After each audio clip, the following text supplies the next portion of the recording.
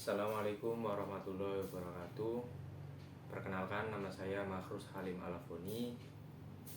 Saya dari semester 5 Prodi PAI jurusan Tarbiyah semester 5 Sekolah Tinggi Agama Islam atau STAI Brebes.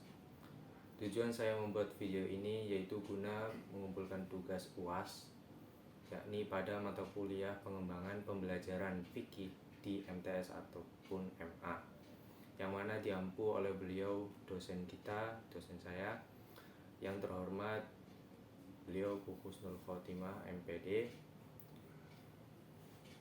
yang semoga selalu diberi keberkahan ilmu dan barokah, amin ya robbal alamin. Langsung saja menuju pada inti video ini, yaitu yang pertama, di sini saya menjelaskan tentang apa itu dimensi pengetahuan, yang mana terbagi menjadi 3 yang ada di PPT saya. Yang mana yang pertama yaitu pengetahuan faktual, yaitu suatu pengetahuan yang mana konkret sumbernya, yaitu terbagi menjadi 2. Itu menurut catatan dari teman saya yang saya ikuti juga, yaitu Mas Fahmi Fuadi. Langsung saja terkait pengetahuan, dimensi pengetahuan yang mana dibagi menjadi 3. Yang pertama faktual, yang kedua konseptual, dan yang ketiga yaitu prosedural. Yaitu apa sih yang dinamakan pengetahuan faktual itu? Jadi pengetahuan faktual itu yaitu suatu pengetahuan yang mana konkret sumbernya, ya, tidak diragukan lagi, alias asli. Jadi ada 2. Yang pertama pengetahuan teori, yang mana di dalamnya ada teori-teori, angka-angka atau data, dan juga tanda-tanda seperti halnya gambar, misal terkait angka, suatu data, dan juga gambar-gambar. Dan yang kedua yaitu pengetahuan detail, atau seperti halnya kejadian peristiwa, terus ke tempat-tempat atau suatu lokasi, dan juga sumber informasi. Adapun pengetahuan yang kedua yaitu pengetahuan konseptual. Lalu apa saja gitu kan? Yaitu ada 2. Yang pertama yaitu pengetahuan klasifikasi, dan yang kedua pengetahuan teori, modal, dan juga struktur.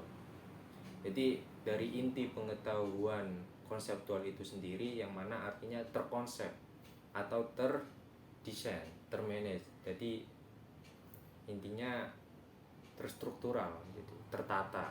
Jadi pengetahuan konseptual itu sendiri. Dan yang terakhir yaitu ada pengetahuan prosedural, yang mana artinya prosedur gitu ya. Berarti di dalamnya mengandung tentang tahapan-tahapan, tata cara, dan lain sebagainya, ataupun tutorial gitu, cara-cara. Lanjut, adapun setelah kita mengetahui apa saja pengetahuan, dimensi pengetahuan yang telah dijelaskan tadi, yakni ada 3, faktual, konseptual, dan juga prosedural.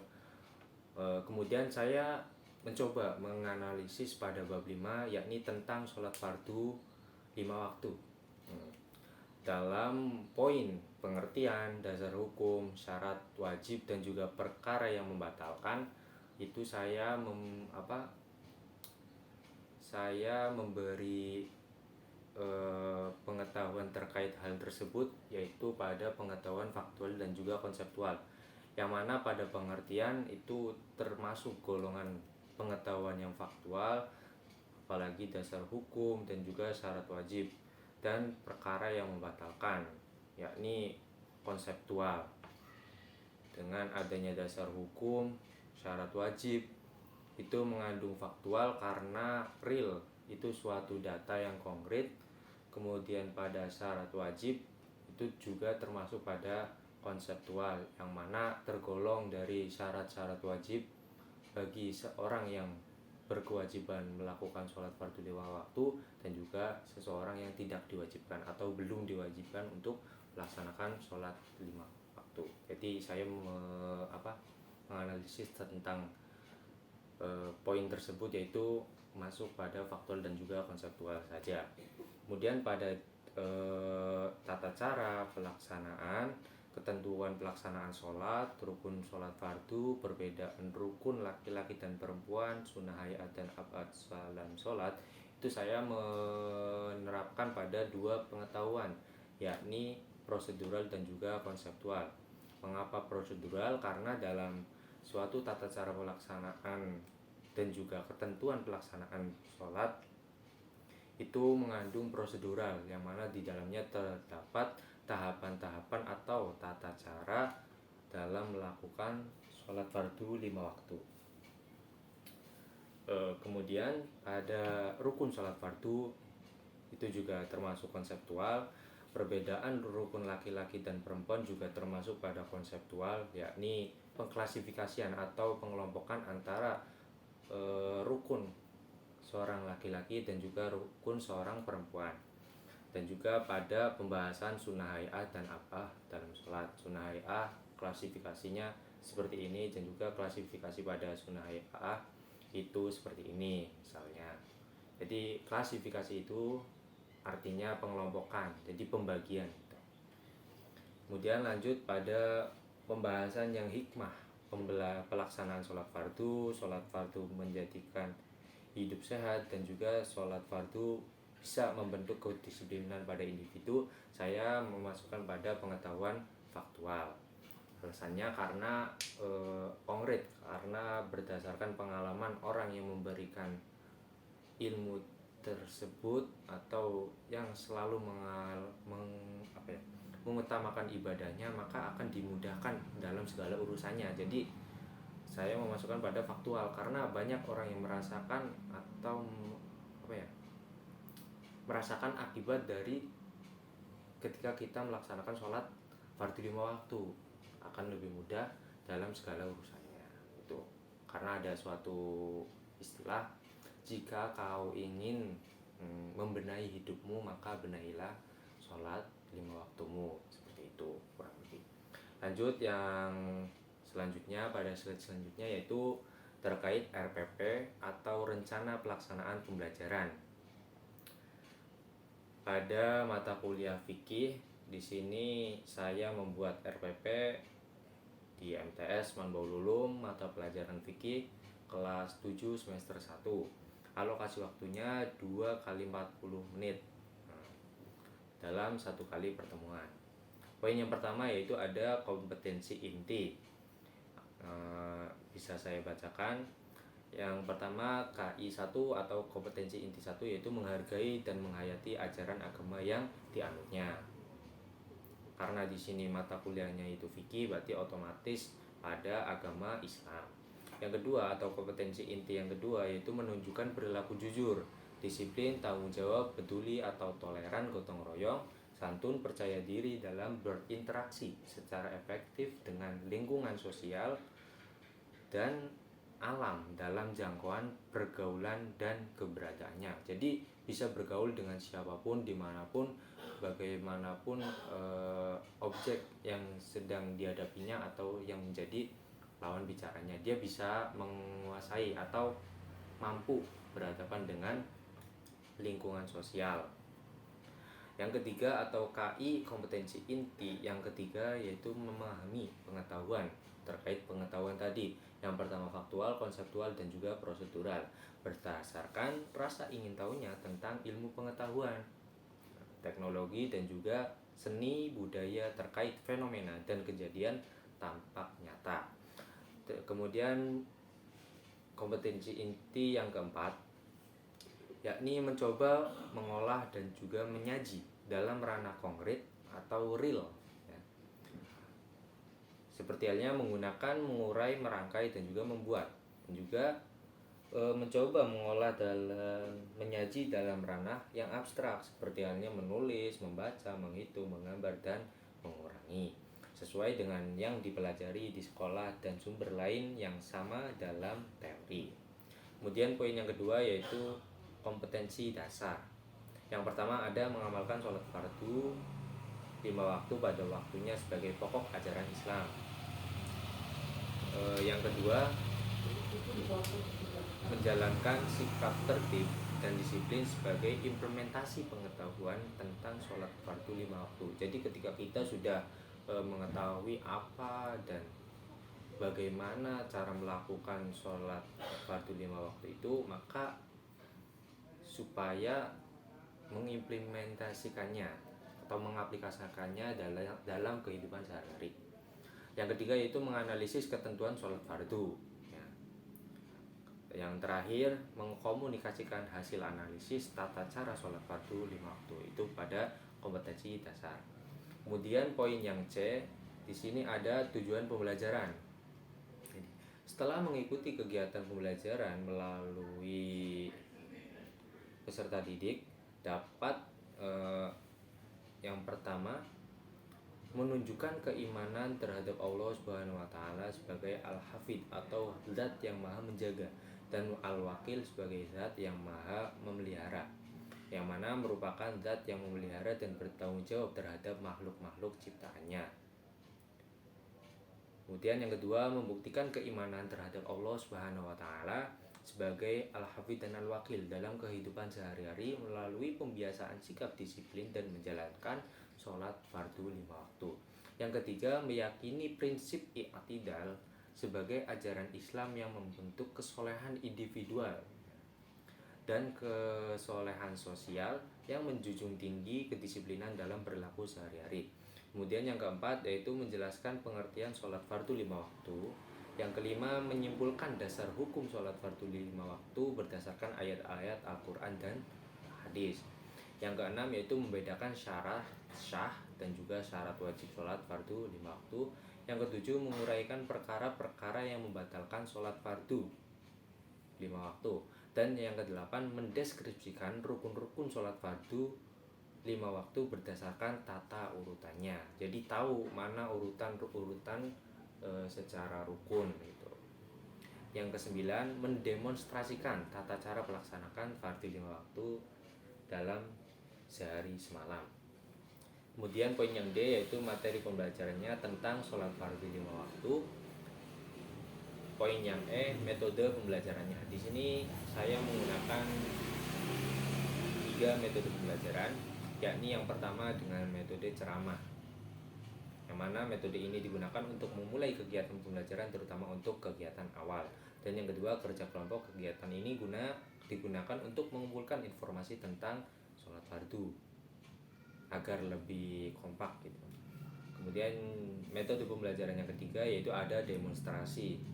Metode ini digunakan untuk mengaplikasikan bagaimana tata cara sholat fardu yang baik dan juga benar. Kemudian poin yang F, langkah-langkah pembelajaran. Yang pertama yaitu kegiatan awal atau persepsi. Seperti biasa, yang pertama memberikan pertanyaan seputar pelajaran yang lalu dan materi sholat fardu. Kemudian ada juga motivasi, memberikan informasi tentang tujuan dan manfaat mempelajari sholat fardu. Jadi pada awal pembelajaran itu siswa diberi persepsi dan juga motivasi terkait pembelajaran yang akan dipelajari. Kemudian yang kedua yaitu kegiatan inti. Yang pertama, guru memerintahkan siswanya untuk membuka LKS-nya. Kemudian siswa membaca literatur atau referensi tentang sholat fardu atau materi sholat fardu 5 waktu dalam LKS atau buku cetak. Kemudian yang kedua, guru menjelaskan kembali apa yang dibaca oleh siswa. Jadi ibaratnya itu menyimpulkan gitu. Menyimpulkan dari setelah dari para siswa itu membaca LKS tentang materi sholat fardu, ketika semuanya udah membaca, kemudian guru seperti halnya menyimpulkan gitu dan diberi penjelasan kembali.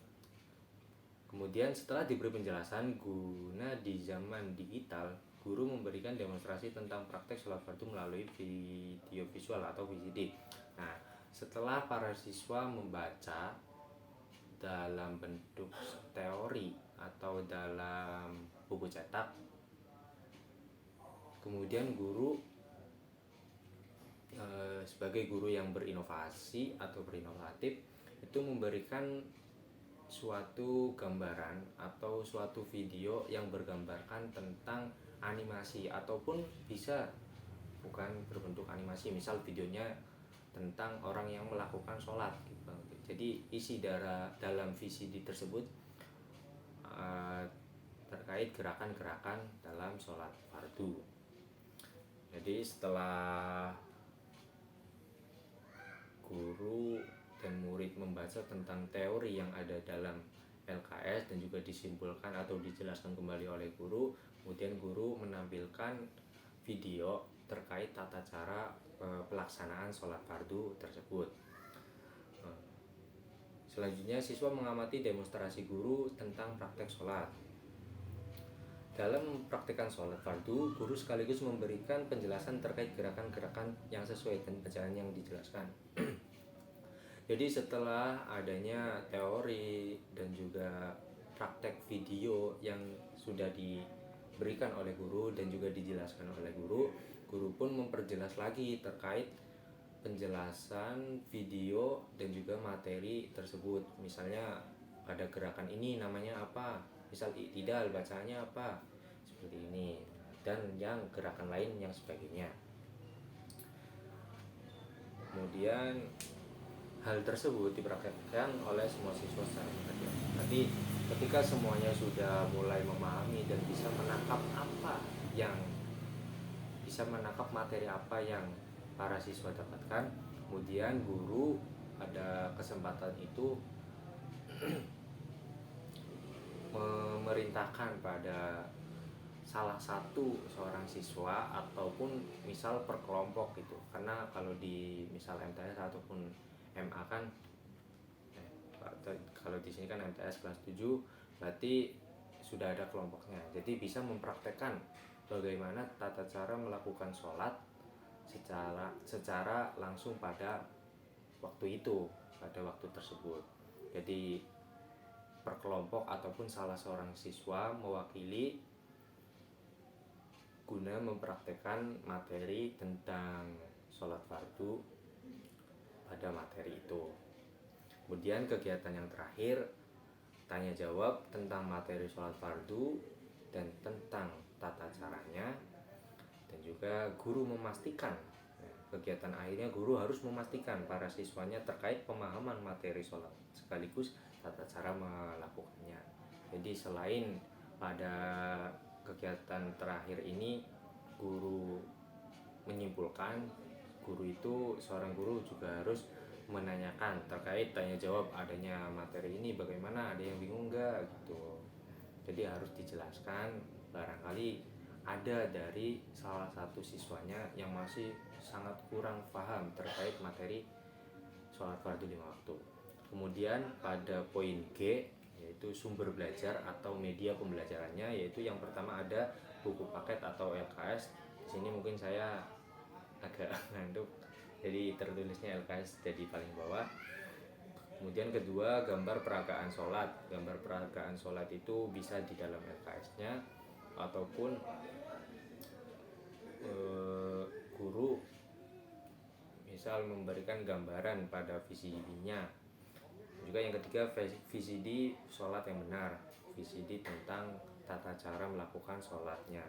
Kemudian yang terakhir yaitu lembar observasi guna barangkali, atau lembar observasi ini bisa juga buku tulis ya, buku tulis yang dimiliki oleh siswa. Barangkali ada pertanyaan-pertanyaan dari para siswanya yang mungkin masih membingungkan terkait materi tentang tata cara pelaksanaan sholat. Mungkin itu saja yang bisa saya pribadi sampaikan terkait penjelasan hasil analisis dan juga RPP pada mata kuliah pengembangan pembelajaran fikih. Mohon maaf apabila terjadi suatu kesalahan baik ucapan ataupun perilaku yang saya sampaikan dan saya berikan. Mohon maaf sebesar-besarnya. Wabillahi taufiq wal hidayah. Wassalamualaikum warahmatullahi wabarakatuh.